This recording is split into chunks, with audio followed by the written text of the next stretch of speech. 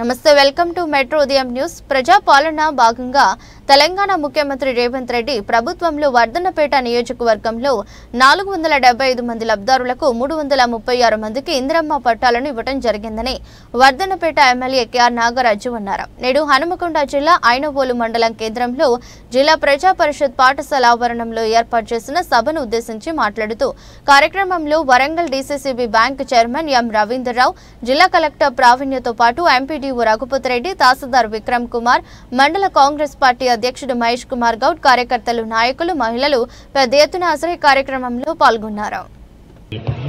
అయితే ఇప్పుడు పిలిచే పేర్లతోనే ఆ ఇంద్రమ్మ కమిటీ సభ్యులను గ్రామాధ్యక్షుడు పైకి రావాలి, వచ్చి మీరు collector Ravinder panchayat secretary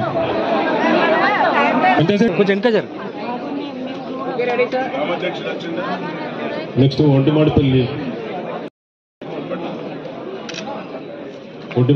Indiramma committee సభ్యులు పట్టుకోకుండా మేము వెనక జర okay right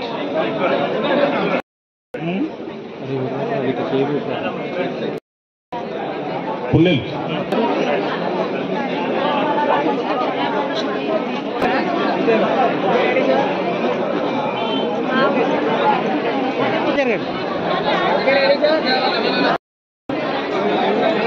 first Kathiralapalli, Singarapalli మండలం, నాతిరవలి.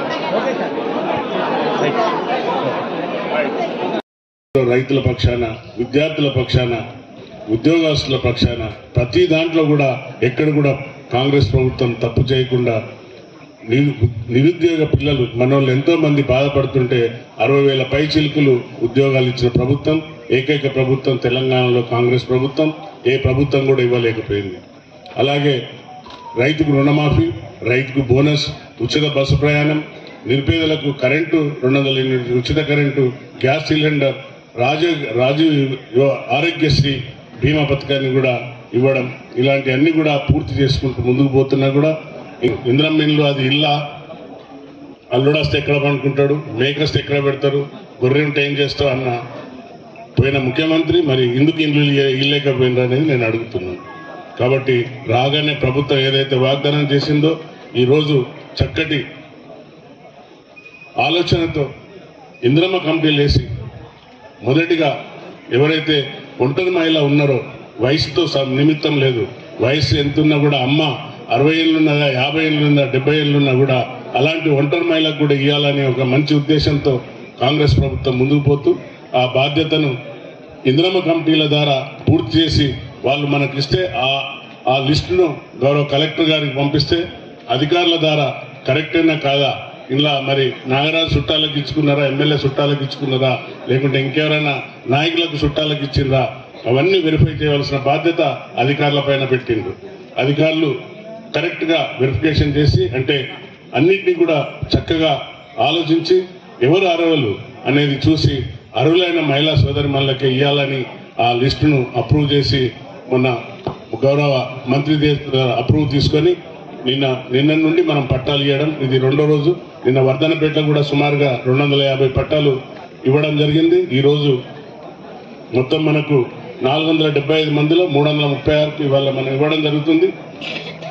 టోటల్ ప్రాజెక్ట్ కాస్ట్ వచ్చి ఇది 23,75,00,000తో కూడుకున్నది.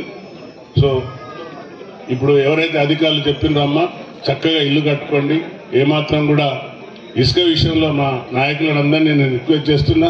నాయకులు ఎవరైతే ఇక్కడ ఉన్న నాయకులు అమ్మాయిలు ఇల్లు కట్టుకునేటప్పుడు మనకు నందనంలో శానిటరీస్ ఉన్నాయి కాబట్టి తక్కువ ధరలో ఇప్పించే బాధ్యత తీసుకోండి.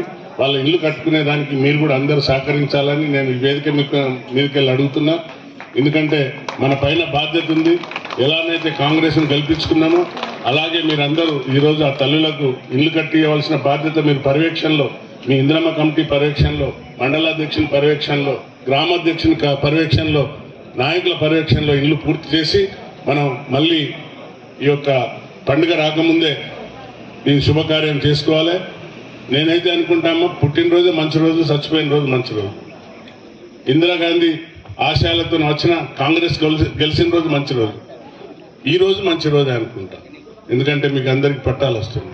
ఇంతకంటే ఈ మూడాలు గీడాలు అది ఎంత మనం అంతా ఏడ్చుకుంటా బాధపడుకుంటా ఆ గుడిసెలలో ఉండేదానికంటే ఈ రోజు నుండే మొదలు పెట్టండి. మేడం చెప్పినట్టు తొందరగా అందరూ కూడా ముగ్గులు పోసుకొని మొదలు పెట్టండి. మీకు ఏమైనా డబ్బులు ఇబ్బంది ఉంటే మా దృష్టికి తీసుకురండి. అక్కడ ఐకేపీ ఎవరైతే మహిళా సంఘాలు ఉన్నాయో వాళ్ళతోని డబ్బులు ఇప్పించి మళ్ళీ వాళ్ళకి ఇచ్చే విధంగా రాపిచ్చి ఫస్ట్ మొదటి లక్ష మీకు ఇచ్చి మొదలు పెడితే ఆటోమేటిక్గా అంటే తరతరంగా డబ్బులు పడతాయి మీ అకౌంట్లో. ఒకవేళ అకౌంట్లు లేకుంటే గ్రామాధ్యక్షులు కానీ మండలాధ్యక్షులు కానీ చూసి వాళ్ళకి అకౌంట్లు ఓపెన్ చేపించవలసిన బాధ్యత మీ పైన ఉన్నదని తెలుపుతున్నా. ఓపెనింగ్కి ఏమైనా డబ్బులు పడ్డా కూడా 100, 200, 300 ఎన్నైనా కూడా నాకు ఫోన్ చేయండి, నేనన్నా ఇస్తాను, పర్లేదు. వాళ్ళకి ఎవరైతే అకౌంట్ లేదో అమ్మలకు అకౌంట్ ఓపెన్ చేయవలసిన బాధ్యత కూడా మన పైన ఉంది. కాబట్టి ఆ చెల్లెలకు ఆ సోదరిమణులకు ఎవరికైనా కష్టాలు ఉంటే తప్పనిసరిగా మనం ముందుకు పోదాం. ఇంత చక్కటి అవకాశం వచ్చింది, ఈ అవకాశాన్ని మనం ఉపయోగించుకుందాం. నాయకులందరూ కూడా నా కోసం కష్టపడ్డారు. ఆ నాయకులను మళ్ళీ గెలిపించుకోవాల్సిన బాధ్యత కూడా నా పైన ఉంది. ఈరోజు ప్రోటోకాల్ లేక కింద కూర్చున్న నాయకులందరికీ కూడా నేను అందరికీ విజ్ఞప్తి చేస్తున్నా, ప్రజలతో ఉండండి, ప్రజలతో మమేకమై ఉండండి, వాళ్ళ కోసం పనిచేయండి. తప్పనిసరిగా వాళ్ళు గుర్తిస్తారు మనల్ని. నన్ను ఎట్లయితే గుర్తించిండ్రో తప్పనిసరిగా నా పైన ఎంతైతే నమ్మకంతో నాకు వేసి గెలిపించిండ్రో వారికి మిమ్మల్ని కూడా గెలిపించుకుంటారనే విశ్వాసం నాకు ప్రగాఢ విశ్వాసం ఉన్నది. కాబట్టి ఈరోజు తీసుకునే అమ్మలందరికీ, చెల్లెమ్మలకు, సోదరిమణులందరికీ కూడా నా యొక్క హృదయపూర్వక అభినందనలు, ధన్యవాదాలు, శుభాకాంక్షలు చెప్తూ ఈ అవకాశం ఇచ్చిన అందరికీ, అలాగే ముఖ్యంగా మహేష్ గౌడ్ వాళ్ళ టీం సభ్యులకు అందరికీ కూడా నేను ధన్యవాదాలు చెప్తున్నా. ఎందుకంటే ఈ చక్కటిగా అన్ని అరేంజ్ చేసి మీకు పట్టాలు ఇప్పించడానికి అన్ని కార్యక్రమాలు ముందు తీసుకున్నాడు. కాబట్టి ఆ సభ్యులందరికీ కూడా నేను హృదయపూర్వక ధన్యవాదాలు చెప్తూ ముగిస్తున్నా. Thank you. జై హింద్, జై కాంగ్రెస్.